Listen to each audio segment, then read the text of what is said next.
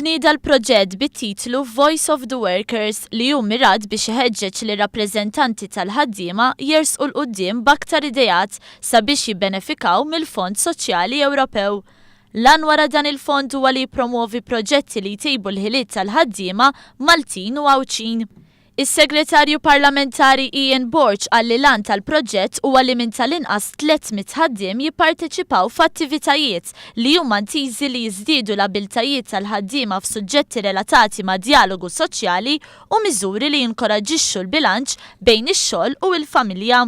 Is-Segretarju Parlamentari qal li kellu jkun Gvern Laburista biex jikseb fondi strutturali wara li amministrazzjoni nazzjonalista naqset milli tagħmel dan. Naħseb li inti ma jistax ikun li pajjiż għal 10 snin sħaħ membru sħiħ fl-Unjoni Ewropea ma jkollok qatt union illi tibbenefika mill-fondi strutturali. U naħseb li din kienet l-ewwel darba issa li l-UHM resqet il-qudiem u ġie rikonoxxut u apprezzat l-importanza tiegħu u issa nħeġġeġ u nispera li nara unions oħrajn jersqu l-qudiem. Il-Union Ħaddiema Maghqudin kienet l-ewwel union li benefikat minn dan il-proġett potenzjal ta' 300,000 euro.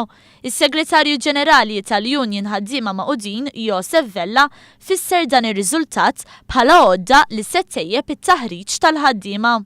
U allura mhux biss sa nagħtu għodda, imma wkoll sa nagħtu taħriġ lill-ħaddiema biex mhux biss intuk iċ-ċans li tesprimi ruħek, imma anke ntejbu l-kwalità.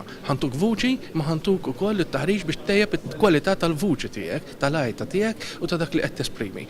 Dan il-proġett mhux biss se jaħdem biex iħarreġ lill-ħaddiema iżda jsaħħaħ l-abiltajiet tagħhom fuq il-post tax-xogħol.